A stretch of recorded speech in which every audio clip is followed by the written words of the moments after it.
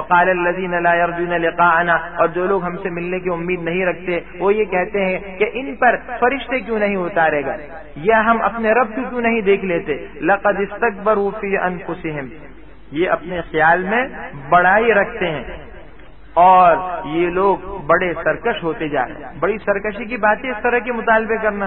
یوم یرون الملائکہ، جس دن یہ فرشتوں کو دیکھیں گے تو اس دن گناہگاروں کے لیے کوئی خوشی کی بات نہیں ہوگی، اور وہ کہیں گے، یہ گناہگار خود کہیں گے کہ روک لیے اور بند کر دیے جاؤ. یہ گناہگار اپنے اوپر بددعا کریں گے، یا وہ فرشتے ان کو کہیں گے کہ تم لوگ روک لیے جاؤ اور بند کر دیا جاؤ. باہر صورت قیامت کے دن یہ فرشتوں کو دیکھیں گے، اور قیامت کے دن یہ لوگ جو ہیں یہ فرشتے ان کے لیے کوئی خیر کا پیغام نہیں لائیں گے. اور اسی طرح اگر دنیا میں فرشتے آئے گئے تو کیا کہنا، فرشتے آئے گئے تو پھر عذاب آ جائے گا، کیونکہ یہ لوگ جو ہیں فرشتوں پر ایمان نہیں لائیں گے. اور اللہ کا نظام و قانون یہ ہے کہ اگر کوئی آیت نازل ہو جائے، یعنی کوئی نشانی مانگنے پر مل جائے، پھر بھی ایمان نہ لائے تو اللہ پھر ہلاک کر دیتے ہیں. وَقَدِمْنَا إِلَى مَا عَمِلُوا مِنْ عَمَلٍ، اور جو انہوں نے اعمال کیے ہوں گے ہم ان کی طرف متوجہ ہوں گے تو ہم ان کو اڑتی ہوئی خاک بنا دیں گے. دنیا میں جتنی محنتیں کی تھیں، جتنے نیک کام کیے تھے، اللہ ان کو اڑا کر ختم فرما دیں گے. ایمان کے بغیر کوئی نیک عمل مقبول نہیں ہے. اصحاب الجنہ، جنت والے اس دن جو ہیں وہ خیر مستقرہ، بہتر ہوں گے ٹھکانے کے اعتبار سے، واحسن مقیلا، اور ان کے آرام کی جگہ بھی بہت عمدہ ہوگی. ویوم تشقق السماء بالغمام، اور جس دن آسمان ابر کے ساتھ پھٹ جائے گا اور فرشتے اتارے جائیں گے. الملک، اس دن سچی بادشاہی اللہ ہی کی ہوگی، اور وہ دن کافروں پر بڑا سخت ہوگا. آگے کافروں کے حال کی منظر کشی کی جا رہی ہے کہ آج تو مذاق اڑا رہے ہو، بڑی خوش فہمیوں میں ہو، ہنسی اڑا رہے ہو کہ جی قیامت کا دن کب آئے گا. اس دن دیکھو کہ افسوس اور غصے کی وجہ سے کافر اپنی انگلیوں کو چبا ڈالے گا اور کاٹ کھائے گا. وَيَوْمَ يَعَضُّ الظَّالِمُ عَلَىٰ يَدَيْهِ، اور جس دن یہ ظالم جو ہے اپنے ہاتھ کو کاٹ کھائے گا اور کہے گا اے کاش کہ میں رسول اور پیغمبر کے ساتھ راستہ اختیار کر لیتا تو کتنا اچھا ہوتا، انہی کے راستے پر چل لیتا. یا ویلتا، ہائے میری ہلاکت، ایک کاش کہ میں فلانے کو دوست نہ بناتا. اس سے معلوم ہوا کہ ہر ایرے غیرے کو دوست نہیں بنانا چاہیے. دوست اس کو بنایا جائے جو انسان کے لیے نیک کاموں میں معاون ہو، اور جتنے گناہ کے کاموں میں ایک دوسرے کے معاون اور دوست ہیں. حدیث قرآن کریم میں دوسری جگہ فرمایا الاخلاء یومئذ بعضهم لبعض عدو الا المتقین، یہ سارے ایک دوسرے کے دشمن ہوں گے قیامت میں، ایک دوسرے کو دیکھ کر آنکھیں پھیر لیں گے. تو حدیث میں ایک صحابہ نے پوچھا یا رسول اللہ ہم کس کو دوست بنائیں؟ فرمایا اس کو بناؤ کہ وہ دیکھو تو اللہ کی یاد آئے، اور جب وہ کوئی بات کرے تو اس سے جو ہے تمہارے اندر عمل کا جذبہ پیدا ہو، نصیحت پیدا ہو. تو ایسا دوست بناؤ، نیک آدمی دوست بناؤ، ورنہ کیا ہوگا یہی دوست ایک دوسرے سے قیامت میں چھپے پھریں گے اور ایک دوسرے کے دشمن بن جائیں گے.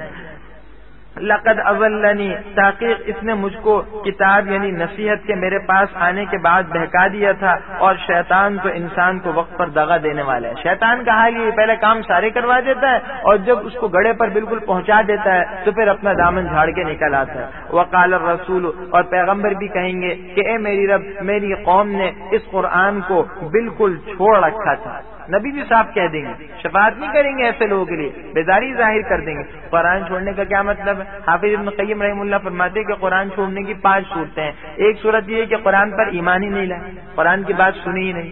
دوسری صورت یہ کہ قرآن پر ایمان لائے، بات تو سنی لیکن اس پر عمل نہیں کیا. تیسری صورت یہ کہ قرآن کریم کے اندر غور نہیں کیا، غور و فکر نہیں کیا، سمجھے ہی نہیں کہ قرآن کیا کہہ رہا ہے، کس چیز کی دعوت دے رہا ہے. اور چوتھی بات یہ ہے کہ قرآن کریم کو جو ہے اپنے لیے شفا نہیں قرار دیا.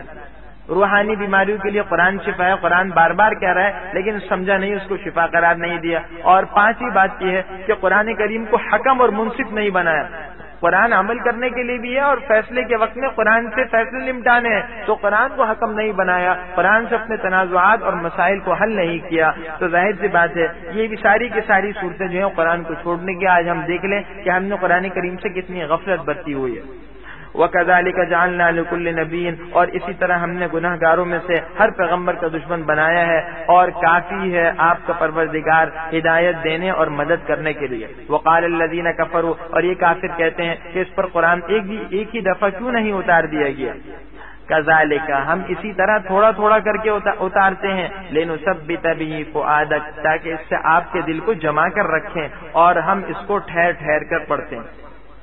کافروں کا مطالبہ تھا کہ جی یہ تورات و انجیل تو اکٹھے نازل ہوئی تو قرآن اکٹھے کیوں نازل نہیں ہوتا؟ اس میں تو بڑی مصلحتیں ہیں. قرآن تھوڑا تھوڑا کر کے اترا تاکہ قرآن کا سمجھنا بھی آسان ہو جائے، یاد کرنا آسان ہو جائے، تھوڑے تھوڑے پر عمل کرنا آسان ہو جائے. اور ایک بڑا فائدہ یہ کہ حضور صلی اللہ علیہ وسلم کے لیے تسلی کا سلسلہ ہے اس کے اندر، کہ جو مشرکین اعتراضات کرتے، آپ کو جو ہے دل کو زخم پہنچاتے تھے، تو یہ قرآن کی آیات تسلی بن جاتی اور زخم کے لیے مرہم بن جاتی تھی. اسی کو آگے فرماتے ہیں وَلَا يَأْتُونَكَ بِمَثَلٍ، اور یہ لوگ آپ کے پاس جو بھی اعتراض کی بات لاتے ہیں تو ہم آپ کے پاس اس کا معقول اور کھلا ہوا جواب بھیج دیتے ہیں. ایک فائدہ یہ ہوتا ہے کہ وہ جو اعتراض کرتے ہیں قرآن کی آیات سے ان کا جواب بھی آ جاتا ہے. الذین یحشرون، جو لوگ اپنی منہوں کے بل دوزخ کی طرف جمع کیے جائیں گے، منہ کے بل گھسیٹ کے انہیں لایا جائے گا. اولئک شر مکانا، ان کا ٹھکانہ بھی برا ہے اور وہ راستے سے بھٹکے ہوئے ہیں. وَلَقَدْ آتَيْنَا مُوسَى الْكِتَابَ، آگے چند قوموں کا ذکر ہے جن کا تفصیل سے واقعہ پچھلی جو ہے صورتوں میں بیان ہو چکا ہے. اور تحقیق ہم نے حضرت موسیٰ کو کتاب دی اور ہم نے ان کے ساتھ ان کے بھائی حضرت ہارون کو مددگار بنا کر دیا. فَقُلْنَا اذْهَبَا، تو ہم ان دونوں کو کہا کہ جاؤ تم دونوں ان لوگوں کے پاس جن نے ہماری آیات کو جھٹلایا. قدم مرنا ہوں، تو ہم نے ان کو ہلاک کر ڈالا، ان کافروں کو یعنی فرعون اور اس کی قوم کو.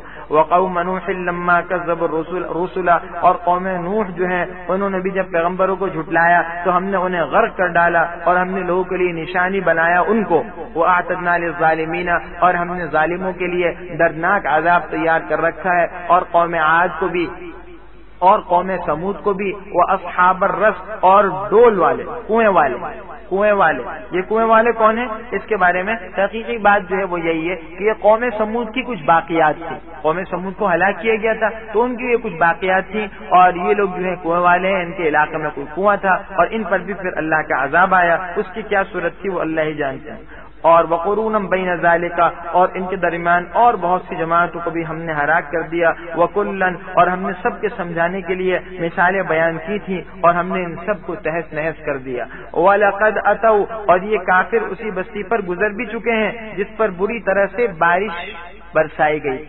قوم لوط کی بستی جو ہے، قوم لوط کی بستی سے یہ لوگ گزرتے ہیں، یہ کفار مشرکین جن پر پتھروں کی بارش برسائی گئی تھی. افلم یکونوا یرونہ، کیا وہ اس کو دیکھتے نہیں؟ بل کانوا، بلکہ یہ لوگ مرنے کے بعد دوبارہ اٹھنے کی امید ہی نہیں رکھتے. وَإِذَا رَأَوْكَ، اور جب یہ لوگ آپ کو دیکھتے ہیں تو آپ کو مذاق بنا لیتے ہیں، یعنی آپ سے اتنا مذاق کیا کہ معاذ اللہ آپ کو سراپا مذاق کی چیز بنا لیا. اور کیا کہتے ہیں؟ اَهَٰذَا الَّذِي بَعَثَ اللَّهُ رَسُولًا، کیا یہی وہ شخص ہے جس کو اللہ نے پیغمبر بنا کر بھیجا ہے؟ قریب ہے کہ اگر ہم اپنے معبودوں کے بارے میں ثابت قدم نہ رہتے تو یہ ہمیں ان سے بہکا دیں. وَسَوْفَ يَعْلَمُونَ، اللہ یہ جواب دے رہے ہیں اور یہ ان قریب معلوم کر لیں گے. خواہشات نے اس کو معبود بنا لیا، یعنی اللہ کے مقابلے میں اپنی خواہشات کو پورا کر رہا ہے. مال کی خواہش ہے، دولت کی خواہش ہے اور دیگر دنیاوی جو ہے خواہشات کو مٹانے کی کوششوں میں لگا ہوا ہے. حلال و حرام کی فکر نہیں کرتا. تو اب جب ان حدود و قیود کے بغیر ان خواہشوں میں لگا ہوا ہے تو اس کا مطلب ہے کہ ان خواہشات کو اپنا معبود بنا لیا.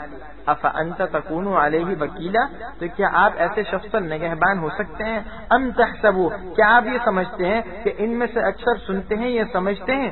انہم، نہیں، بلکہ یہ سب کے سب الا کالانعام، ان چوپاؤں کی طرح ہیں، بلکہ ان سے بھی زیادہ گمراہ ہیں. الم تر الی ربک، کیا آپ نے اپنے پروردگار کی قدرت نہیں دیکھی؟ کیف مد الظل، کہ وہ کس طرح سائے کو لمبا کر دیتا ہے. ولو شاء لجعلہ ساکنا، سائے کو اللہ پھیلا دیتے ہیں کہ اللہ کی قدرت ہے، اور اگر اللہ چاہتا تو اس کو بے حرکت ٹھہرا ہوا رکھتا، ٹھہرا کر رکھ دیتا. ثم جعلنا الشمس علیہ دلیلا، پھر سورج کو ہم نے اس کی دلیل یعنی اس کا رہنما بنایا. ثم قبضناہ، پھر ہم اس سائے کو آہستہ آہستہ اپنی طرف سمیٹ لیتے. جیسے جیسے سورج بلند ہوتا رہتا ہے سایہ جو ہے بعد میں کم ہوتا چلا جاتا ہے. باہر صورت یہ سایہ کا گھٹنا بڑھنا، سایہ آنا، یہ بھی اللہ کی زبردست قدرت کی نشانی ہے. اسی طرح سورج کا گھٹنا بڑھنا، باہر صورت سورج کا اپنا ایک نظام ہے اور یہ جس انداز میں حرکت کر رہا ہے کہ زمین کی تخلیق سے لے کر اس عالم کی تخلیق سے لے کر آج تک بلکہ قیامت تک ایک ایسے انداز سے چل رہا ہے کہ ایک سیکنڈ کبھی اس میں تخلف نہیں ہوتا. یہ اللہ کی قدرت کی زبردست نشانی ہے. وَهُوَ الَّذِي، اور وہی تو ہے جس نے تمہارے لیے رات کو پردہ بنایا اور نیند کو آرام کی چیز بنایا اور دن کو کھڑے ہونے کا وقت بنایا. رات لباس ہے کہ اس میں بہت سی چیزیں چھپ جاتی ہیں، اندھیرا ہو جاتا ہے اور جو ہے نیند آرام کی ہے، یہ بھی اللہ کی نعمت ہے۔ ایک تو رات میں اندھیرا، پھر رات کے اندر اللہ کی طرف سے نیند مل گئی، اور یہ عجیب بات ہے کہ ہر ایک کے لیے سونے کا ایک ہی وقت مقرر ہے۔ اگر ایسا ہوتا کہ کچھ لوگ کہتے ہیں ہم تو رات کو سوئیں گے اور کچھ کہتے ہیں ہم دن کو سوئیں گے، تو دنیا کے نظام میں خلل برپا ہو جاتا۔ معلوم ہے اصل سونے کے لیے رات ہے اور کام کے لیے دن ہے۔ وَهُوَ الَّذِي، اور وہ وہی تو ہے جس نے ہوائیں بھیجی، بشرم بین یدی رحمتی، جو اس کے رحمت یعنی بارش سے پہلے خوشخبری لے کر آتی ہیں۔ وَأَنزَلْنَا مِنَ السَّمَاءِ، ہوائیں جو چلتی ہیں تیز، اس کی خوشخبری ہوتی ہے، علامت ہوتی ہے کہ بارش آنے والی ہے۔ اور ہم نے آسمان سے پانی اتارا جو پاک کرنے والا ہے، طہور، ایسا پانی جو نہ صرف یہ کہ پاک ہے بلکہ دوسرے کو بھی پاک کرتا ہے۔ بارش کا پانی انسان کو جو ہے بالکل پاکیزہ بنا دے گا۔ اس لیے اتارا، لِنُحْيِيَ بِهِ، تاکہ اس کے ذریعے سے ہم مردہ زمین کو زندہ کر دیں، اور ہم یہ پانی بہت سے چوپاؤں اور آدمیوں کو جو ہم نے پیدا کیے ہیں پلاتے ہیں۔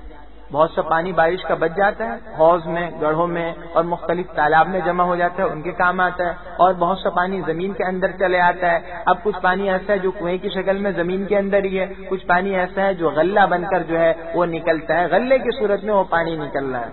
وَلَقَدْ صَرَّفْنَاهُ بَيْنَهُمْ، اور تحقیق ہم نے اس قرآن کے اندر طرح طرح کی جو ہے ان کے لیے کھول کر طرح طرح کے انداز میں قرآن میں ہم نے باتیں بیان کی ہیں تاکہ یہ لوگ نصیحت حاصل کریں۔ فَأَبَى، لیکن اکثر لوگ ناشکری پر ہی اڑے رہتے ہیں۔ وَلَوْ شِئْنَا، اور اگر ہم چاہتے تو ہم ہر بستی کے اندر ایک ڈرانے والا بھیج دیتے۔ فَلَا تُطِعِ الْكَافِرِينَ، بس آپ کافروں کا کہنا نہ مانیے اور ان کے ساتھ جہاد کیجئے اس قرآن کے ذریعے سے، خوب زور و شور کے ساتھ بڑا جہاد، قرآن کے ساتھ جہاد کیجیے۔ نہیں، قرآن کریم میں جو آپ کو دلائل دیے گئے اور قرآن کریم میں جو آپ کو سمجھانے کے انداز دیے گئے، پچھلی قوموں کے واقعات بتائے گئے، ان سب کو ان کافروں کے سامنے رکھیے اور اس کا جو ہے اس قرآن کے ذریعے سے مقابلہ کیجیے۔ تو معلوم ہو قرآن بھی ایک جہاد ہے۔ بعض مفسرین نے یہاں لکھا ہے کہ اس سے معلوم ہو کہ قرآن کے ذریعے سے جو جہاد ہو رہا ہے وہ بڑا جہاد ہے، وہ بھی ایک بہت بڑا جہاد ہے۔ جہاد کی ایک صورت ہے وہ قرآن کے ذریعے سے جہاد کیا ہے کہ قرآن کے احکام کو اور قرآن کے پیغام کو، قرآن کی جو تعلیمات ہیں اور اس کی آواز کو لوگوں تک پہنچانا اور اس کے لیے کوشش کرنا، محنت کرنا، کیونکہ یہی تو تمام کی تمام کامیابیوں کا جو ہے وہ محور و مرکز ہے، اور دین کے جتنے شعبے ہیں وہ اسی قرآن سے تو پھوٹتے ہیں، یہی تو ہدایت کی اصل ہے۔ تو اس قرآن کے پیغام کو پہنچانا یہ بھی ایک بہت بڑی محنت ہے جو اللہ کے یہاں قابل قبول ہے۔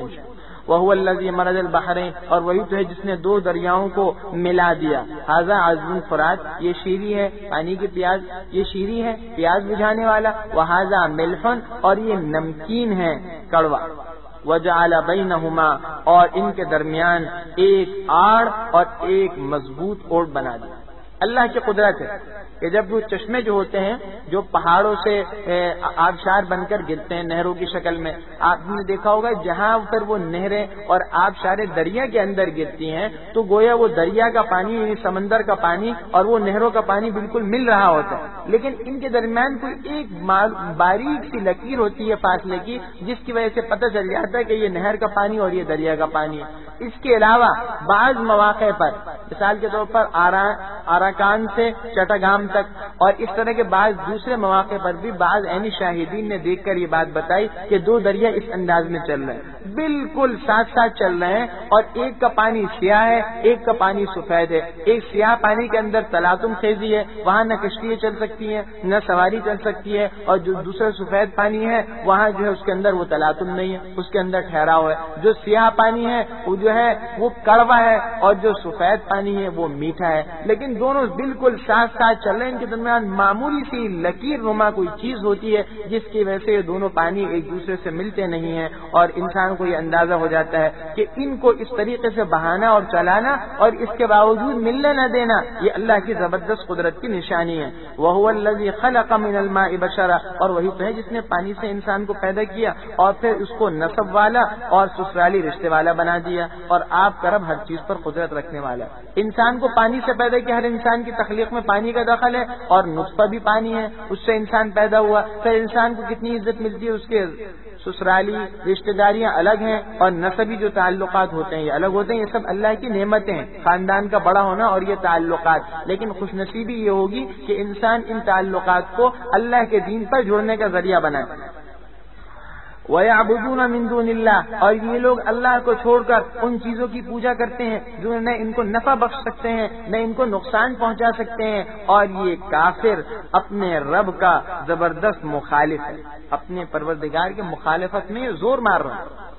وما ارسلناک، اور ہم نے آپ کو صرف اور صرف خوشخبری دینے اور ڈرانے کے لیے بھیجا ہے۔ قل، آپ فرما دیجئے، میں تم سے اس پر کوئی صلہ نہیں مانگتا مگر جو چاہے کہ وہ اپنے پروردگار کا راستہ اختیار کر لے۔ کوئی معاوضہ نہیں چاہتا، میں صرف یہ چاہتا ہوں کہ دیکھو تم اس بات کو سن لو، اس قرآن کو، اور اس کے احکامات پر عمل کر لو، ایمان لے آؤ۔ وتوکل، اور آپ بھروسہ کیجئے اس ذات پر جو ہمیشہ ہمیشہ سے زندہ ہے اور جو کبھی مرنے والا نہیں۔ وسبح بحمدی، اور اس کی تعریف کے ساتھ پاکیزہ بیان کیجئے، اور وہ اپنے بندوں کے گناہوں سے باخبر رہنے کے لیے کافی ہے۔ الذی، وہ ذات جس نے آسمانوں اور زمین اور ان کے درمیان کی تمام چیزوں کو 6 دنوں میں بنایا، پھر عرش پر جلوہ افروز ہوا۔ الرحمن، وہ انتہائی مہربان ہے، بے انتہا مہربان ہے۔ فاسأل بہ خبیرا، تو آپ پوچھئے اس کے بارے میں کسی باخبر، اللہ کے بارے میں کسی بھی باخبر سے پوچھ لو، وہ اللہ کی قدرت پہ یقین کرے گا اور اللہ کی وحدانیت کی گواہی دے گا۔ وَإِذَا قِيلَ لَهُمْ، اور جب ان کو کہا جاتا ہے کہ تم رحمان کے سامنے سجدہ ریز ہو جاؤ، تو وہ کہتے ہیں کہ رحمان کون ہے، رحمان کیا چیز ہے؟ انسجدو، کیا ہم اس کو سجدہ کریں جس کا تم ہمیں حکم کرتے ہو؟ اور یہ اس سے اور بدعتنے لگتے ہیں۔ مشرکین کہتے ہیں ہم رحمان و رحیم کو تو نہیں جانتے، اللہ کے تو قائل تھے، شرک کرتے تھے لیکن اللہ کو مانتے تھے، مگر رحمان و رحیم کا انکار کرتے ہیں۔ یہ ان کی بے وقوفی کی علامت ہے، جس سے قرآن نے دوسری جگہ کہا قُلِ ادْعُوا اللَّهَ وَادْعُوا الرَّحْمَٰنَ أَيَّمَّا تَدْعُوا فَلَهُ الْأَسْمَاءُ الْحُسْنَىٰ۔ ارے بھائی، اللہ کا نام لے لو، رحمان کا لے لو، یا کوئی اور نام لے لو، ذات تو ایک ہی ہے، سارے کے سارے اچھے نام اسی کے ہیں، جس نام سے پکارو گے اللہ ہی تک پہنچ جاؤ گے۔ تبارک الذی، بابرکت ہے وہ ذات جس نے آسمان کے اندر ستارے بروج بنائے، یعنی ستارے، وجعل فیہا، اور اس کے اندر ایک چمکتا ہوا جو ہے روشن یعنی سورج بنایا، وقمرا منیرا، اور روشنی پیدا کرنے والا، روشنی دینے والا چاند بنایا۔ یہ چیزیں اللہ نے اس آسمان میں بنائی۔ وَهُوَ الَّذِي جَعَلَ اللَّيْلَ، اور وہی ذات ہے جس نے رات اور دن کو ایک دوسرے کے پیچھے آنے والے بنایا۔ لمن ارادہ، یہ اس شخص کے لیے ہے جو یہ چاہے کہ وہ نصیحت حاصل کرے یا وہ جو ہے شکر گزاری کا ارادہ کرے۔ یہ رات اور دن کا جو آنے جانے کا نظام ہے، انسان ذرا سا غور کرے اس میں اللہ کی قدرت کی زبردست نشانی ہے کہ کس طرح رات آتی ہے، پھر رات کا اندھیرا ختم ہو جاتا ہے تو سورج جو ہے کی روشنی، صبح کی روشنی اس اندھیرے کو پھاڑ کر نکلتی ہے، اور پھر سورج طلوع ہو جاتا ہے، پھر ایک نظام کے ساتھ سورج طلوع ہونے کے بعد آہستہ آہستہ اوپر کو جاتا ہے، پھر نیچے کی طرف ڈھلنے لگتا ہے، اور پھر غروب ہو جاتا ہے، رات آ جاتی ہے۔ تو یہ اس وقت سے لے کر آسمانوں کی تخلیق سے پہلے سے لے کر جو ہے وہ قیامت تک یہ ایک عجیب و غریب نظام اللہ نے رکھ دیا ہے، اور اس میں ذرہ برابر ایک سیکنڈ کے بھی جو کوئی تخلف نہیں ہو رہا، آگے پیچھے نہیں ہو رہا، تو یہ اللہ کی قدرت کی زبردست نشانی نہیں ہے؟ اگر اللہ کے علاوہ کوئی معبود ہوتا، یہ نظام کسی انسان نے بنایا ہوتا، تو کہتا جی آج تو ہم دن کا انتظار ہی کر رہے ہیں، آج ابھی سورج ہی نہیں نکلا، کیا کریں؟ سورج کو نکالنے کی کوششیں ہو رہی ہیں، تو جو وسائل اختیار کیے تھے وہ تو کمزور پڑ گئے۔ ارے یہ اللہ کا بنایا ہوا نظام ہے جس کے اندر ایک ذرہ برابر کبھی جو ہے کوئی وقفہ نہیں ہوتا۔ آگے جیسے میں نے عرض کیے تھے، سورت کے آخر میں اللہ نے اپنے نیک بندوں کی کچھ صفات بیان کی ہیں۔ دنیا میں 2 قسم کے لوگ ہیں، ایک عباد الرحمان ہے اور ایک عباد الشیطان ہے۔ کچھ تو وہ ہیں جو شیطان کی مانتے ہیں، اپنی خواہشات نفسانی کی پوجا کرنے والے ہیں، اس کے پیروکار ہیں۔ یہ لوگ گویا انہی کے بندے ہیں، اسی کو معبود بنا لیے۔ جب اللہ کے حکم کے سامنے ان کو جب ان کی مان رہے ہیں تو گویا انہی کی پوجا کر لیں۔ لیکن کچھ اللہ کے بندے جن کو کہا عباد الرحمان، یہ وہ ہیں جو اللہ کے خصوصی بندے ہیں، اور ان کی زندگی کا نقشہ یہ ہے کہ ان کے اندر نہ صرف اعمال کی طاقت ہوتی ہے بلکہ ان کا اخلاق، ان کا کردار، ان کی معاشرت، ہر چیز جو ہے وہ شریعت میں ڈھلی ہوئی ہے۔ ان کی ذات سراپا دوسرے کے لیے خیر ہوتی ہے، ان سے کسی کو نقصان نہیں پہنچتا۔ تو ان آیات میں ان کی 13 صفات بیان کی ہیں۔ اللہ کرے ہم ان صفات کے حامل ہو جائیں اور اللہ ہمیں ان صفات پر عمل پیرا بنا دے۔ وعباد الرحمن، اور رحمان کے بندے وہ ہیں الذین یمشون، جو زمین پر ہونا آہستگی سے نہیں وقار سے چلتے ہیں۔ یہ پہلی صفت، بہت زیادہ کر نہیں چلتے، شور مچاتے ہوئے نہیں چلتے۔ دوسری بات، اور جب جاہل لوگ ان سے کوئی گفتگو کرتے ہیں تو سلام کہہ دیتے ہیں۔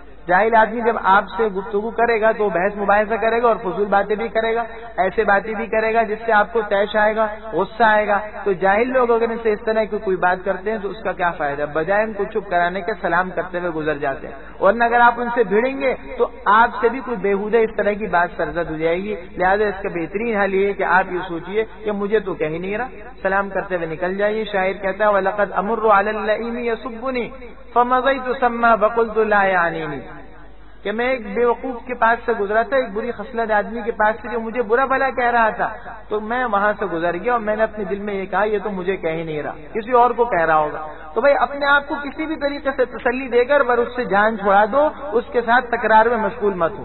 ورنہ آپ نے دیکھا ہوگا کہ جب انسان غصے میں آتا ہے تو پھر دوسرے سے بحث مباحثہ شروع کر دیتا ہے. نتیجہ یہ ہوتا ہے کہ بد اخلاقی تک اور دوسرے پر الزام تراشی کی نوبت آ جاتی ہے اور پھر ہاتھا پائی کی نوبت آتی ہے. والذین، اور اللہ کے وہ بندے جو اللہ کے سامنے سجدہ کرتے ہوئے اور ادب سے کھڑے ہو کر راتیں بسر کرتے ہیں. رات اس حال میں گزارتے ہیں، ہم لوگوں کی طرح نہیں. ہم لوگوں کا حال یہ کہ رات بھر پڑے ہوئے سو رہے ہیں. یہ اللہ کے نیک بندے ہیں جو اللہ کے سامنے مختلف انداز میں عبادتیں کر رہے ہیں. والذین، اور اللہ کے وہ بندے جو یہ کہتے ہیں کہ اے ہمارے رب ہم سے دوزخ کا عذاب پھیر دے، بے شک اس کا جو عذاب ہے وہ بہت ہی زیادہ تکلیف کی چیز ہے. انہا، بے شک وہ دوزخ پھیرنے کے اعتبار سے اور رہنے کے اعتبار سے بہت بری جگہ ہے. نیک اعمال بھی کرتے ہیں، اس کے باوجود اترانے کے بجائے ڈرتے رہتے ہیں کہ ہمارے اندر اس عذاب کی سکت نہیں ہے.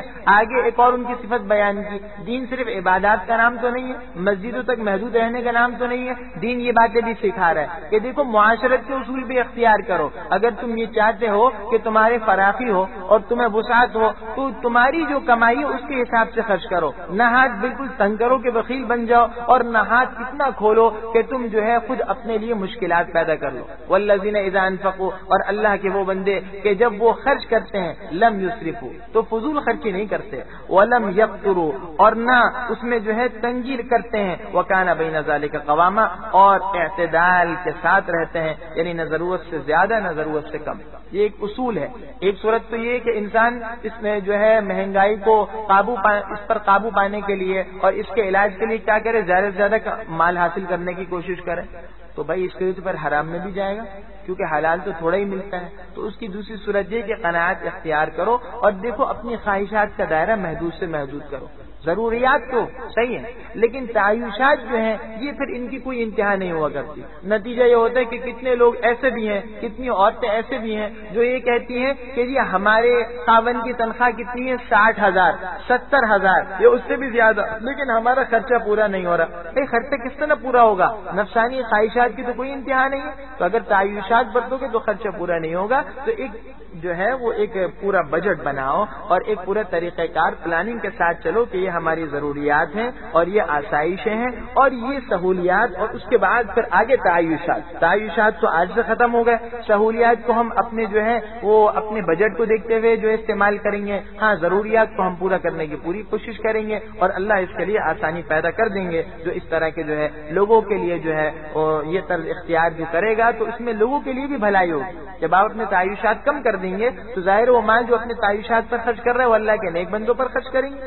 والذین، اور اللہ کے وہ بندے جو اللہ کے سوا کسی اور کو معبود نہیں بناتے، کسی اور کو پکارتے نہیں ہیں اور اس انسان کو، اس نفس کو قتل نہیں کرتے جس کے قتل کرنے کو اللہ نے حرام کر دیا ہے مگر حق کے ساتھ، یعنی شریعت کے حکم کے مطابق. 3 لوگ ہیں جن کو قتل کر سکتے ہیں. زانی ہے اس کو سنسار کر دو شادی شدہ ہے تو، اور دوسرے یہ بات کہ کسی کو قتل کرے ظلماً اس کو قصاص میں قتل کر دو. تیسرا ہے کہ وہ مرتد ہو گیا تو اس کو قتل کر دو. لیکن یہ احکام بھی کون جاری کرے گا؟ قاضی وقت جاری کرے گا، عام آدمی یہ کام نہیں کرے گا. ومن یفعل ذلک، اور جو لوگ یہ گناہ کے کام کرتے ہیں، یلقى اثاما، تو سخت گناہ میں وہ مبتلا ہوگا.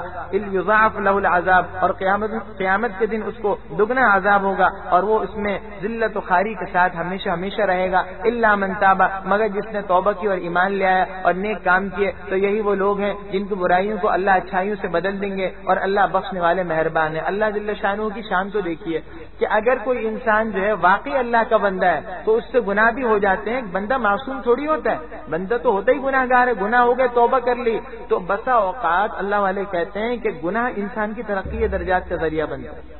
نیکی کر رہا ہے لیکن اس کی وجہ سے اکڑا کر چل رہا ہے تو یہ نیکی اس کو دوزخ میں ڈال دے گی. یہ کیونکہ اکڑا کر چل پڑا تو اس نیکی کا انجام یہ ہوا، اب یہ دوزخ میں جا رہا ہے اپنے اکڑانے کی وجہ سے. دوسری طرف گناہ کر رہا ہے لیکن گناہ ہونے کا احساس ہے اور دل کے اندر ایک زخم لگ رہا ہے اور دل کے اندر جو ہے ٹیسیں اٹھ رہی ہیں کہ ہے مجھ سے یہ گناہ ہو گیا. جب یہ رو دھو کر توبہ کرے گا تو اللہ اس کی نیکیوں کو اچھائیوں سے بدل دیں گے. کیے تھے گناہ اور نیکیاں مل گئیں. حدیث میں آتا ہے کہ قیامت میں اللہ ایک مومن کو بلائیں گے, اپنا پردہ ڈال دیں گے تاکہ کسی کو پتہ نہ چلے, تو اس کے سامنے نامہ اعمال کھولا جائے گا, اس کو بتایا جائے گا تم نے فلاں دن فلانا گناہ کیا تھا, فلانے موقع پر فلانا برا کام کیا تھا. وہ اقرار کرتا رہے گا یہاں تک کہ جب اس کو اندازہ ہو جائے گا کہ اب تو ہلاکت کے سوا اور کوئی صورت نہیں بچی, تو اللہ فوراً فرمائیں گے کہ اے میرے بندے, میں نے دنیا میں بھی تمہارے گناہوں کو چھپا کر رکھا تھا, رسوا نہیں کیا تھا, آج بھی ساری مخلوق سے چھپا کر رکھوں گا, اور دیکھو تم نے جو کچھ گناہ کیے میں ان تمام گناہوں کے بدلے میں تمہیں نیکیاں دیتا ہوں. تو حدیث میں آتا ہے نبی کریم صلی اللہ علیہ وسلم فرماتے ہیں کہ وہ بندہ ایک دم بول پڑتا ہے اللہ میرے تو ابھی کچھ اور گناہ ہیں جو نظر بھی نہیں آ رہے. حضور اس پر مسکرا پڑے اور ہنس پڑے کہ کہا یہ شخص گناہ کے خوف سے لرز رہا تھا اور کہا اتنا جری ہو گیا کہ کہہ رہے کہ کچھ اور گناہ بھی تو اللہ نہیں ہے, وہ تو ابھی نظر بھی نہیں آ رہے, وہ بھی تو کیے تھے تاکہ آپ مجھے اس کے بدلے میں بھی دے دیں.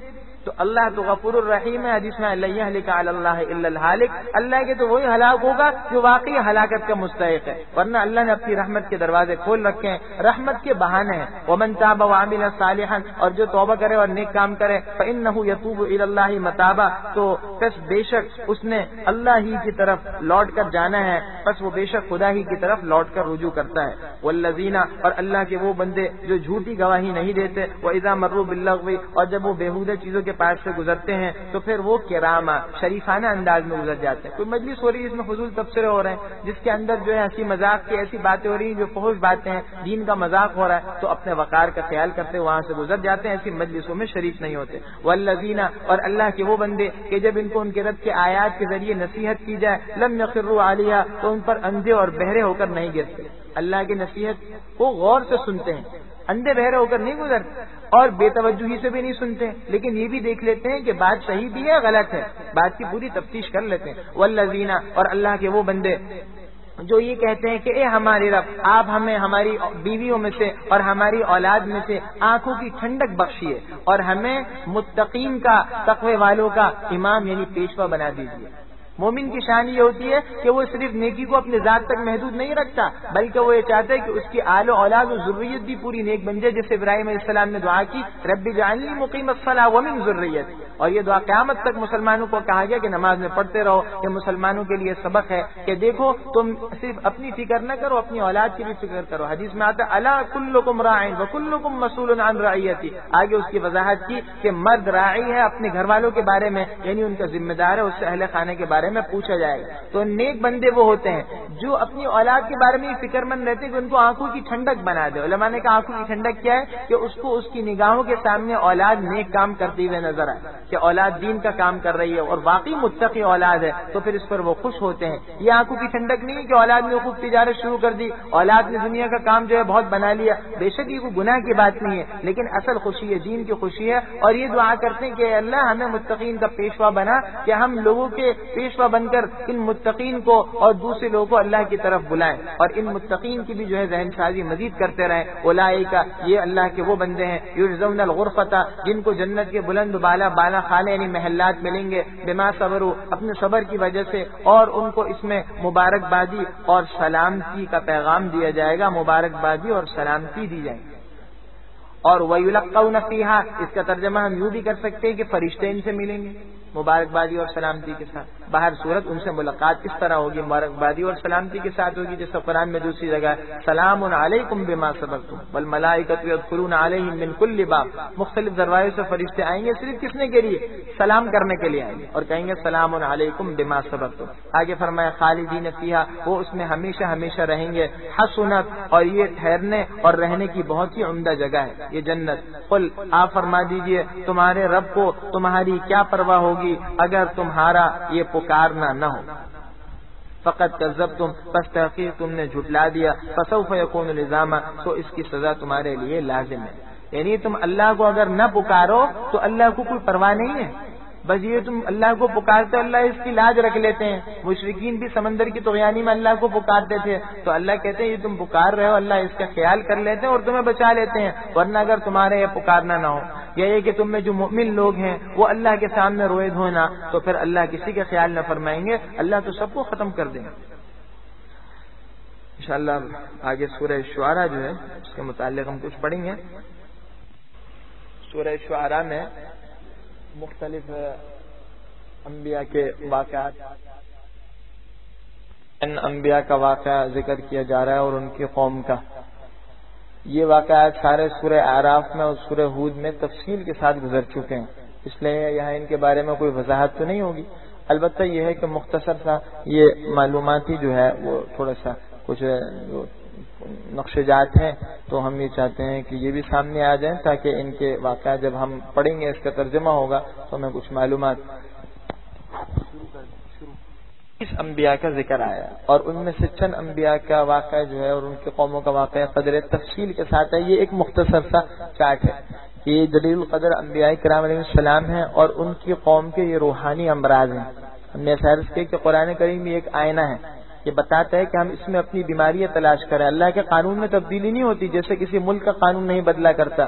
تو اللہ اس کے ذریعے سے ہمیں بتانا چاہ رہے دیکھو ان کے اندر یہ بیماریاں تھیں اور اس کی وجہ سے ان پر یہ عذاب آیا، تو اپنے اندر سے یہ چیزیں ختم کر دینا. حضرت نوح علیہ السلام، حضرت ہود علیہ السلام اور حضرت صالح علیہ السلام، ان کی جو قوم ہے قوم نوح اور قوم عاد اور قوم سمود، اس سے متعلق جو ہے وہ بات ہو گئی تھی.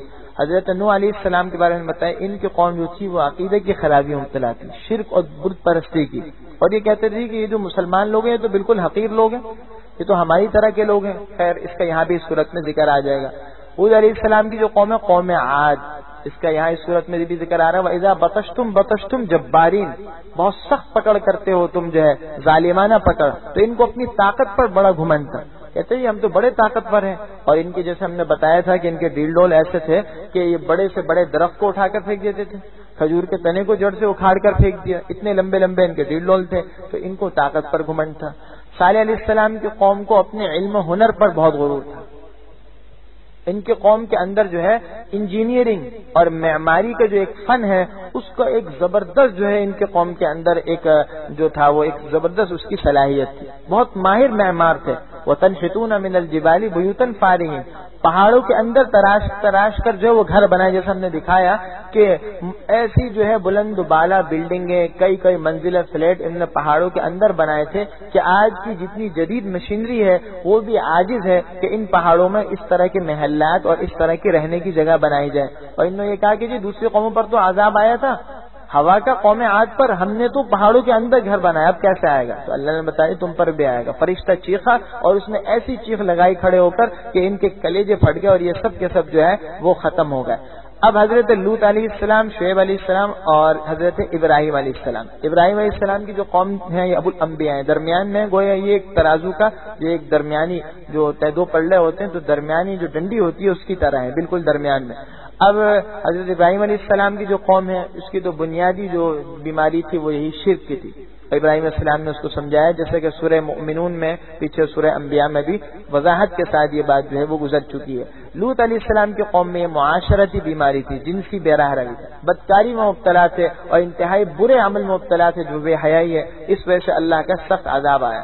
شعیب علیہ السلام کی قوم میں معیشتی بیماری ہے، مال کے حریص تھے، چنانچہ حقوق العباد ادا نہیں کرتے تھے، ناپ تول میں ڈنڈی مارا کرتے تھے. اپنا حق لیا تو پورا کر رہے ہیں اور دوسرا کا حق لیا تو اس کے اندر کمی کر دی، حتیٰ کہ سکے کو کاٹتے تھے اور اس کے کنارے کاٹ کر جمع کر کے اس کا مزید سکہ بنا لیا. اور موسیٰ علیہ السلام کی قوم میں سیاسی امراض تھے، مختلف قسم کی اخلاقی بیماریاں تھیں، بالخصوص یہ ہٹ دھرمی اعتراض اور ضد اور عناد یہ سلسلہ تھا. اور ان کے مقابلے میں فرعون تھا جس کو غرق کیے گئے، جو اپنے آپ کو انا ربکم الاعلی کہتا تھا.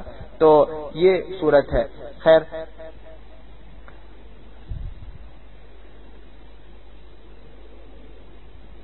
جی حضرت ابراہیم علیہ السلام سے متعلق تو یہاں اس واقعے میں صرف اتنی سی بات یہاں جو ہمارے پاس جو تفصیلات ہیں کوئی خاص ایسی بات اس میں نہیں ہے.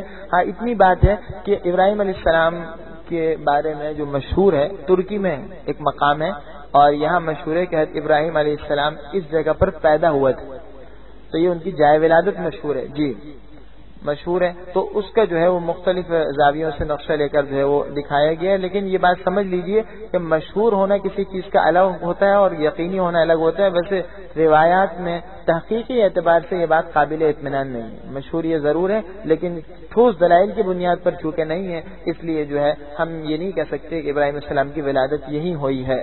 یہ وہ جگہ ہے اندر کی جس کے بارے میں یہ نظریہ قائم ہوا کہ اس جگہ کے اندر ابراہیم علیہ السلام پیدا ہوا. جی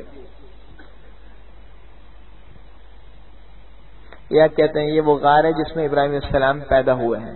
ترکی زبان میں بھی انہوں نے لکھ دیا اور عربی زبان میں بھی اور انگریزی زبان میں بھی. جی یہ دور سے اس کا نقشہ ہے. جی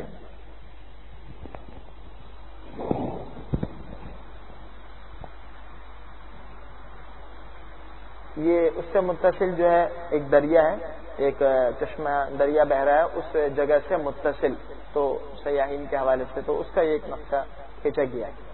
بھائی صحیح صاحب آپ سمجھ رہے ہیں اس کو؟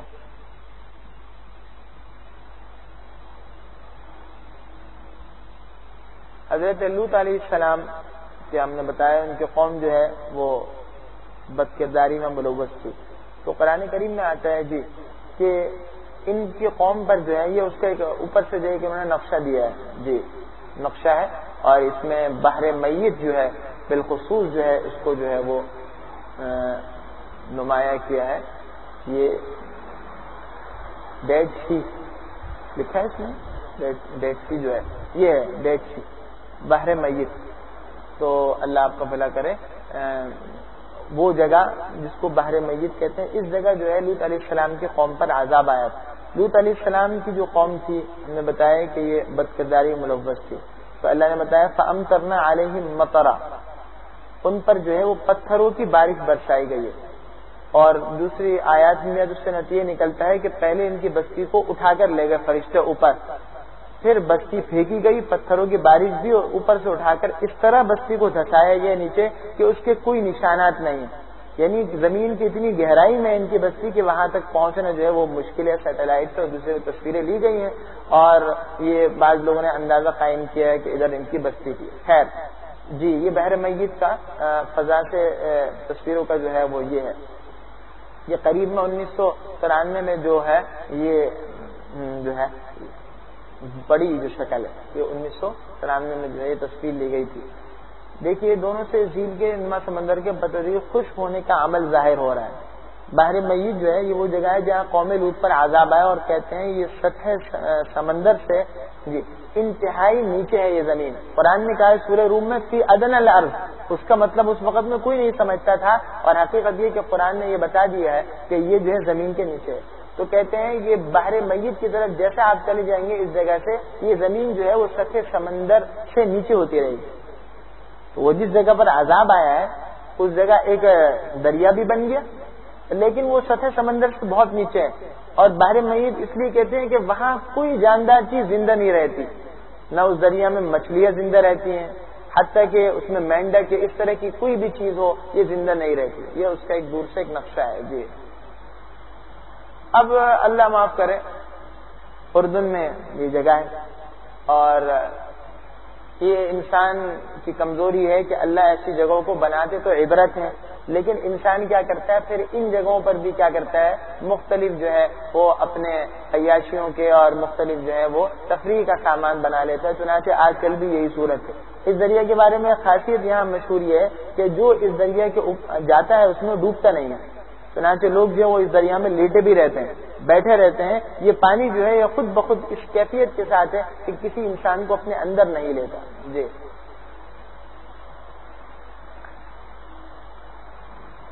یہ ایک غار ہے, اور یہ اس طرف جو ہے کچھ قوم جو ہے ان کی آبادی کے کچھ نشانات انہیں ملے تھے, تو یہ آثار قدیمہ میں سے ہیں, اس لیے اس کو انہوں نے یہاں پر نقل کر دیا.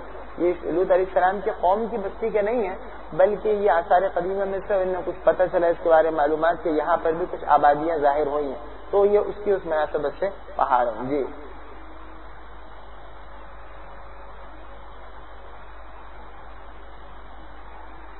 یہ بحر میت کے میں بات بتا دوں, بحر میت کے کنارے جو تھے وہ قوم لوط آباد تھی. ایروم اور سدوم یہ دو بستیاں ہیں. تو یہ ایروم اور سدوم یہ جو مختلف علاقے ہیں یہ اس کے بھی کچھ مناظر انہوں نے دیے تھے. جیسے آپ نے دیکھا ہوگا پہلے ساحل کے قریب ایک ہریالی اس کے مختلف مناظر تھے, یہ اس کی طرف اشارہ ہے ان دو بستیوں کی طرف. اب یہ بحر میت جو ہے، جیسے کہ انہوں نے یہاں بھی لکھا ہے کہ اس کے قریب جو ہے، اس کو پیچھے کریے گا، کہ یہ غار جو ہے، ان سے یہ غار ہے اور ان سے ملنے والے کچھ تاریخی اہمیت کے حامل مخطوطات ملے ہیں اس کے اندر. انہی مخطوطات میں کچھ انجیل سے متعلق ایسی معلومات بھی ہیں جس کو آج کے عیسائی جو ہے برداشت کرنے کو تیار نہیں ہے اور وہ اس سے بھاگتے ہیں. جی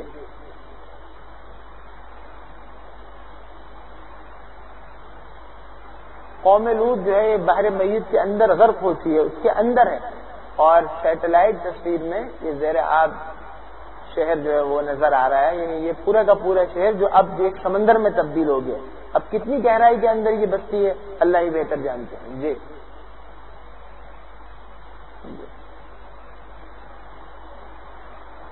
ٹھیک ہے. ان پہاڑوں سے وہ نوادرات دستیاب ہوئے ہیں جس کا ذکر ہوا. یہ کچھ باقیات ہیں بحر میت میں جو قوم لوط کو تباہ کیا گیا تھا اس بستی میں، تو اس بستی کو بھی تباہ کر دیا گیا، اس سمندر میں بستی ڈوب گئی. اس سے جو ہے کچھ چیزیں جو ہیں وہ برآمد ہو سکی تھیں، تو یہ پانی سے باہر ہیں، اور یہ کچھ آثار قدیمہ کی چیزیں ہیں، اس کے انہوں نے مختلف انداز میں نقشے لیے ہیں. جی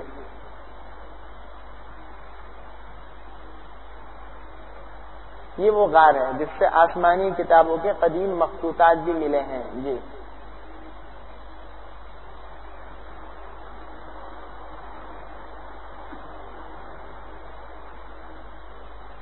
حضرت شعیب علیہ السلام کا اب ذکر آ رہا ہے. جی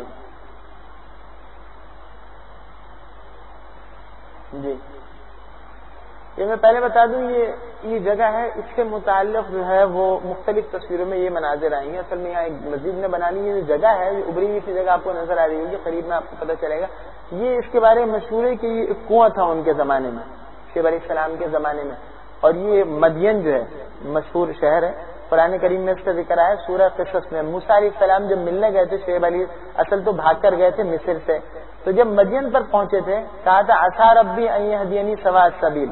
آ گیا تھا ولما ورد مدین وجد علیہ امۃ من الناس یسقون. مشہور یہ وہ کنواں ہے کہ موسیٰ علیہ السلام سب سے پہلے آئے سفر میں، تھکے ہارے تھے، پیاسے تھے، دیکھا لوگ پانی بھر رہے ہیں، اور ووجد من دونہم امرأتین تذودان، دیکھا دو لڑکیاں پیچھے کھڑی ہوئی ہیں.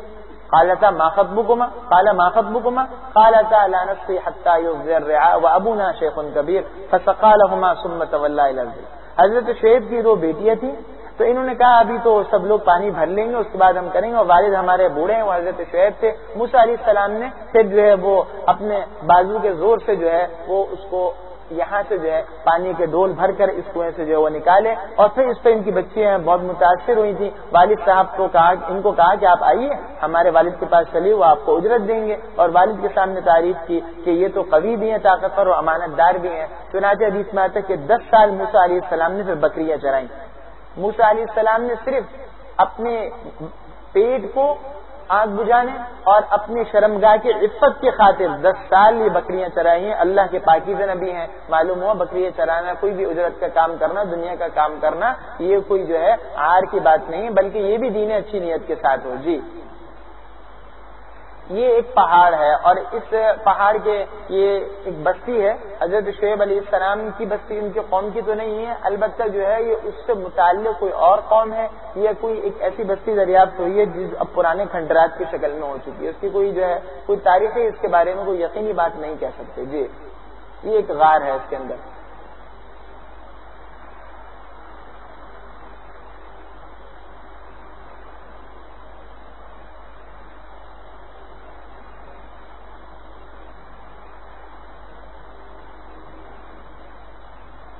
یہ مختلف زاویوں سے اسی کی تصویر ہے. جی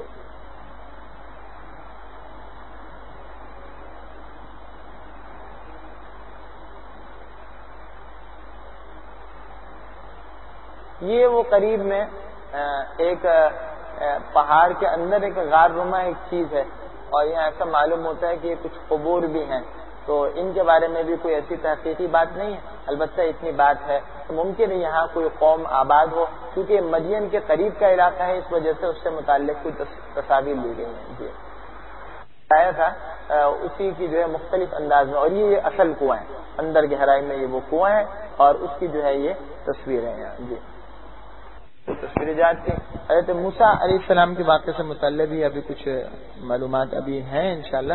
تو کل چونکہ سورہ قصص ہے، کل سورہ قصص ہے انشاءاللہ، تو کل انشاءاللہ پھر ہم حضرت موسیٰ علیہ السلام کے واقعے سے متعلق جو کچھ معلومات ہیں وہ اس کو جو ہے تصاویر کے ذریعے سے واضح کریں گے، پھر بیٹھیں گے. الشیطان الرجیم. بسم اللہ الرحمن الرحیم. سورہ فرقان کے بعد اب سورہ شعراء کا آغاز ہو رہا ہے. یہ مکی سورت ہے. سورت میں 227 آیات اور 11 رکوع ہیں. جیسا کہ پیچھے بار بار ذکر کیا گیا کہ مکی صورتوں میں زیادہ تر عقائد کا مضمون ہوتا ہے، چنانچہ اس صورت میں بھی انبیاء کی رسالت کا مضمون بالخصوص جو ہے قابل توجہ بنایا گیا. اللہ جل شانہ نے اس صورت میں 6 انبیاء اور ان کے قوموں کے حالات ذکر کیے. حضرت ابراہیم علیہ السلام، حضرت نوح علیہ السلام، حضرت لوط علیہ السلام، حضرت شعیب علیہ السلام اور حضرت صالح علیہ السلام اور حضرت ہود علیہ السلام. ان 6 کے واقعات ذکر کیے. اس سے حضور صلی اللہ علیہ وسلم کی رسالت ثابت کی ہے، حضور کا رسول ہونا، اور پچھلے انبیاء کے لیے یہ عبرت ہے.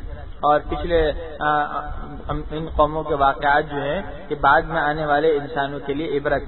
اور اس کے علاوہ اللہ کی توحید کا جو مضمون ہے اس کو بیان کیا ہے. چنانچہ اس صورت کے آخر میں بھی قرآن کریم کا ذکر ہے اور اس صورت کے شروع میں بھی قرآن کا بیان ہے.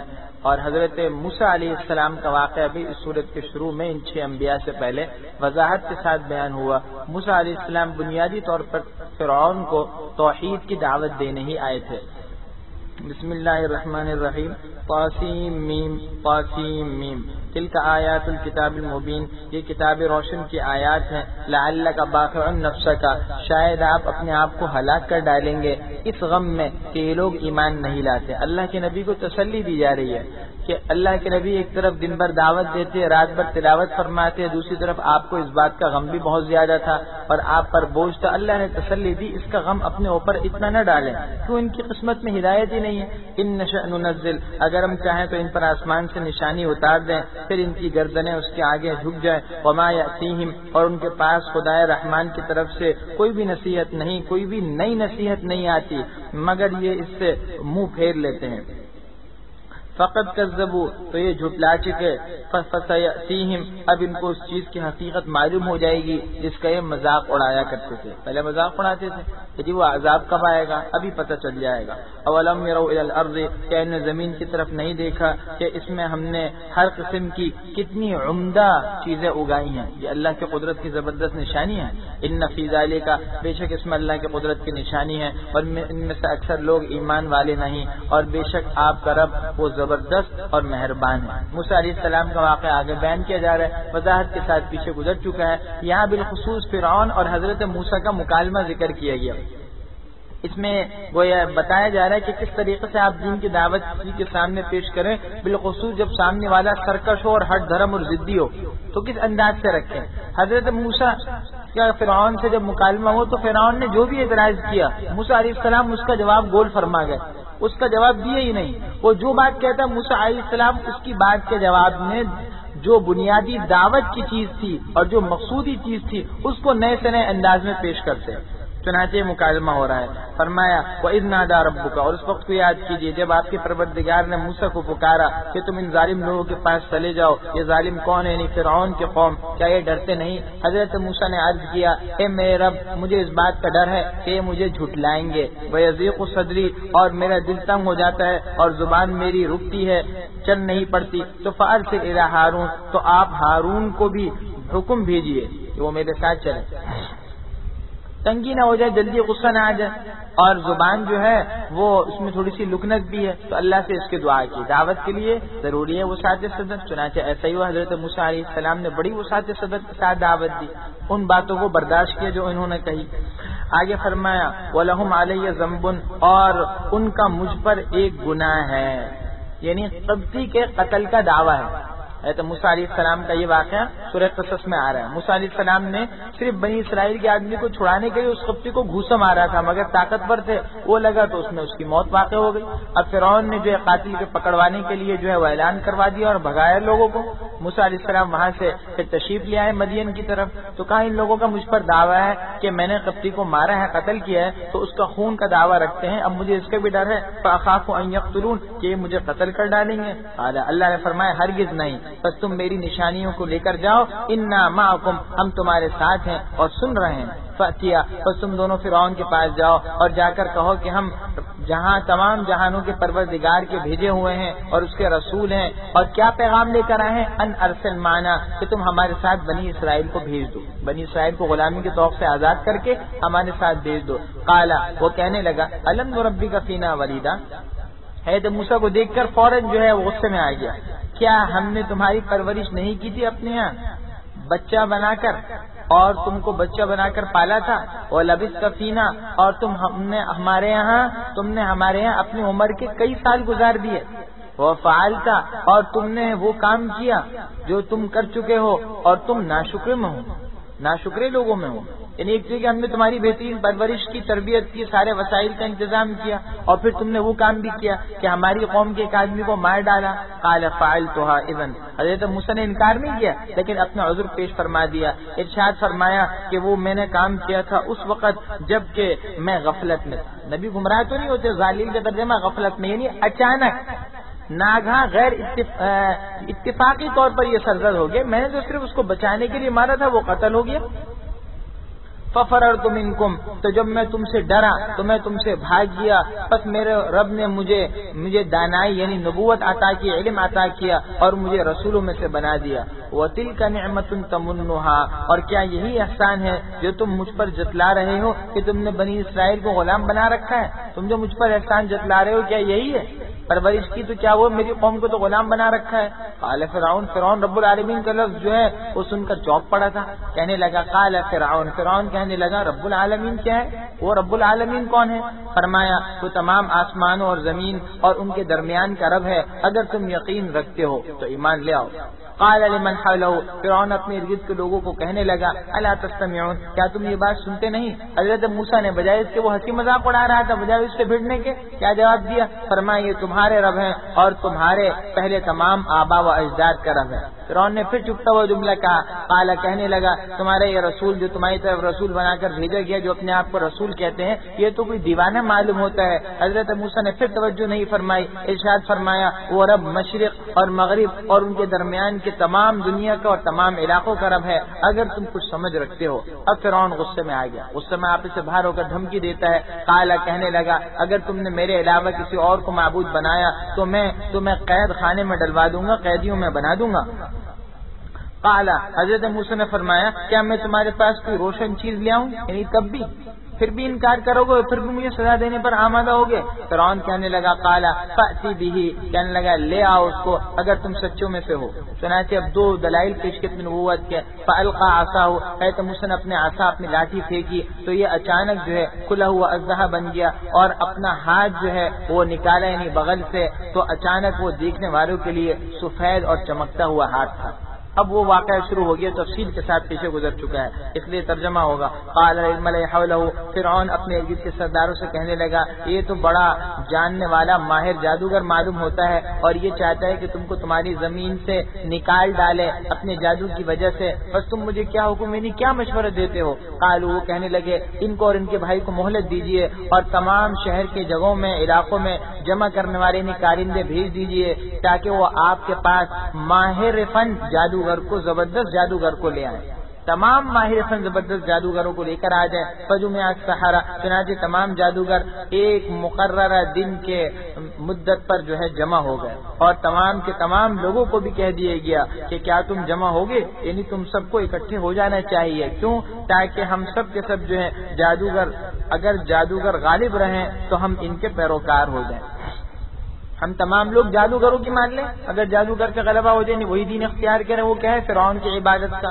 فلما جاء السحرہ، پر جب جادوگر آئے تو فرعون سے کہنے لگے کہ اگر ہم غالب رہے تو کیا ہم کو کوئی صلہ دیا جائے گا، کوئی عوض ملے گا؟ فرعون نے کہا ہاں بالکل، اور تم تب تو میرے مقربین میں، میرے قریبی لوگوں میں شامل ہو جاؤ گے، نزدیک لوگوں میں۔ قال، حضرت موسیٰ نے ان سے کہا ڈالو تم جو تم ڈالنا چاہتے ہو۔ چنانچہ انہوں نے اپنی رسیاں اور اپنی لاٹیاں پھینک دی اور ڈال دی، اور وہ کہنے لگے کہ فرعون کے عزت دین، اس کے غلبے کی قسم ہم ہی غالب ہوں گے، فرعون کے اقبال کی قسم ہم ہی غالب رہیں گے۔ فالقى موسیٰ، اب حضرت موسیٰ نے اپنی لاٹھی ڈالی تو اچانک اس نے ان تمام چیزوں کو جو جادوگروں نے بنائی تھی نگلنا شروع کر دیا۔ اب تمام کے تمام جادوگر سجدے میں پڑ گئے، کہنے لگے ہم ایمان لائے تمام جہانوں کے پروردگار کے رب پر جو حضرت موسیٰ اور ہارون کا رب ہے۔ جادوگروں کو اندازہ ہو گیا کہ ہم تو اپنے فن میں کامل ہیں، اس کے باوجود ہم شکست کھا گئے۔ معلوم ہو یہ کوئی فنکار معلوم نہیں ہوتا، یہ تو واقعی سچے نبی معلوم ہوتا ہے۔ تو اگر ہم دنیاوی وسائل کا، طاقت کا، ٹیکنالوجی کا مقابلہ کرنا چاہتے ہیں دوسروں کی، تو اس کی صورت صرف اور صرف یہ، ایک صورت یہ کہ ان جیسی طاقت اختیار کر لو۔ یہ السلام نے اللہ کو اپنے ساتھ لے لیا تھا، چنانچہ اللہ نے ایسے وسائل پیدا کی کہ جادوگری ان کے ہو گئے، ایمان لیا، اور اللہ نے ایسا معجزہ دے دیا کہ جادوگر مبہوت ہو گئے۔ تو اگر ہم بھی انابت اللہ اختیار کریں تو اللہ ایسا راستے پیدا کر دیں گے کہ ان کے سارے وسائل ہمارے آگے جو ہیں وہ جھک جائیں گے، زیر نگیں ہو جائیں گے۔ قال آمنتم له قبل ان آذن لكم، قال آمنتم له قبل ان آذن لكم، فرعون کو دھمکیاں دے رہا ہے، کہتا ہے کہ کیا تم اس پر ایمان لائے اس سے پہلے کہ میں تم کو اجازت دوں؟ یہ تو تمہارا بڑا معلوم ہوتا ہے جس نے تمہیں جادو سکھایا ہے، ہماری آپس کی ملی بھگت معلوم ہوتی ہے۔ فلا سوف تعلمون، اب ان قریب جان لو گے، میں تمہارے ہاتھوں کو اور پاؤں کو مخالف سمتوں سے کٹوا دوں گا اور تم سب کو سولی دے دوں گا۔ دھمکیوں پر اتر آیا۔ قالوا لا ضیرہ، کہنے لگے کوئی نقصان کی بات نہیں ہے، بے شک ہم نے اپنے رب ہی کی طرف لوٹ کر جانا ہے، اگر نقصان ہوا تو دنیا کا ہوگا، اس میں کوئی حرج نہیں۔ انا نطمع، ہمیں تو اس بات کی امید ہے کہ ہمارا رب ہمارے گناہوں کو بخش لے گا، ان کننا اول المؤمنین، کہ ہم پہلے ایمان لانے والوں میں۔ اب اللہ کی طرف سے فیصلہ ہو گیا، فرعون کو جو ڈھیل مل گئی تھی وہ پوری ہو گئی، تو آج یہ فیصلہ ہوا اور یہ حکم آیا کہ راتوں رات آپ نکل آئیے۔ موسیٰ علیہ السلام اپنی قوم کو لے کر جو ہے راتوں رات جو ہے وہ مصر سے نکل پڑے، آگے دریائے نیل ہے۔ فرعون کو صبح پتہ چل گیا، صبح ہوتے ہی فرعون کو پتہ چلا تو اپنے لشکر کو لے کر نکلا۔ آگے وہ منظر ہے جو قرآن نے دوسری جگہ بھی بیان کر دیا ہے۔ ایسے موقع پر اللہ کی مدد آئی۔ وَأَوْحَيْنَا، اور ہم نے حضرت موسیٰ کی طرف یہ وحی بھیجی کہ آپ میرے بندوں کو راتوں رات لے کر چلیے اور تمہارا پیچھا کیا جائے گا۔ فارسل فرعون، چنانچہ فرعون نے تمام شہر میں اپنے کارندے جمع کرنے والے بھیج دیے اور یہ بات کہی کہ یہ لوگ تو بہت تھوڑی سی جماعت ہے، بنی اسرائیل کتنے لوگ ہیں، ہم ان کو آسانی سے ختم کر دیں گے، چلو۔ وَإِنَّهُمْ، اور یہ لوگ ہمیں غصہ دلا رہے ہیں اور ہم سب کے سب جو ہیں تمام ساز و سامان سے لیس ہیں، حاضرون، ہر قسم کے بچاؤ کے سامان ہمارے پاس موجود ہیں۔ فَأَخْرَجْنَاهُمْ، اللہ فرماتے ہیں ہم نے اس طرح ان فرعونیوں کو باغات سے اور چشموں سے اور خزانوں سے اور عزت کی جگہ سے جو ہے عزت والے جگہ سے ہم نے ان کو نکال دیا۔ كَذَلِكَ، بالکل اسی طرح ہوا، اور ہم نے بنی اسرائیل کو ان جگہوں کا وارث یعنی مالک بنا دیا۔ چنانچہ فرعونی جو ہیں ان کے پیچھے، بنی اسرائیلیوں کے پیچھے چلے، مشرقین، چمکتے وقت میں، صبح کے وقت میں، جبکہ ابھی جو ہے سورج طلوع ہوا تھا۔ فلما ترى الجمعان، جب دونوں جماعتیں آمنے سامنے ہو گئی، فرعون کا لشکر بالکل قریب پہنچ گیا، حضرت موسیٰ کے ساتھی کہنے لگے کہ ہم تو پکڑ لیے گئے۔ حضرت موسیٰ نے فرمایا ہرگز نہیں، بے شک میرا میرے ساتھ ہے، وہ میری رہنمائی کرے گا۔ یہ نبی کا ایمان ہے کہ ایسے وقت میں جب کہ بظاہر ہلاکت کا یقین ہو گیا تو ایسے وقت میں بھی یقین ہے اس بات کا کہ اللہ کی طرف سے مدد آئی، اور اللہ کا نظام ہے کہ عموماً ایسے وقت میں جب یقین پورا ہو تو ایسے وقت میں جب اسباب و وسائل سارے ختم ہو جائیں اور نظر صرف اللہ پر ہو جائے تو اللہ کی مدد آ جاتی ہے۔ فاوحینا، اللہ کہتے ہیں حضرت موسیٰ کی طرف یہ وحی بھیجی اور یہ حکم دیا کہ آپ اپنی لاٹھی کو سمندر پر مار کر تو دیکھیے۔ چنانچہ فانفلق، وہ پھٹ پڑا، اور فکان کل فرق کالطود العظیم، اور ہر ٹکڑا جو ہے ایک بڑے ٹیلے کی طرح ہو گیا، ایک بڑی پہاڑی کی طرح ہو گیا۔ سمندر کے مختلف ٹکڑے ہو گئے، راستے بن گئے، چنانچہ ہر ایک ٹکڑا جو ہے بڑی پہاڑی کی طرح ہو گیا۔ آگے کیا ہوا؟ وَأَزْلَفْنَا ثَمَّ الْآخَرِينَ، اور ہم نے وہاں پر دوسروں کو قریب کر دیا۔ لشکر اور قریب آنے لگا. وانجینا، اور ہم نے حضرت موسیٰ کو اور ان کے ساتھ کے لوگوں کو سب کے سب کو نجات دے دی. اب جب یہ نجات پا کے لشکر قریب آ گیا، وہ اس جگہ پر آ گیا جہاں لاٹھی سے خشکی ہو گئی تھی، تو یہ سمجھا بھی خشک راستہ بنا ہوا ہے. اللہ کا حکم آیا، دوبارہ دریا بن گیا. ثم اغرقنا الآخرین، پھر ہم نے دوسروں کو غرق کر دیں فرعون کے لوگوں کو. بے شک اس میں زبردست نشانی ہے، اور ان میں سے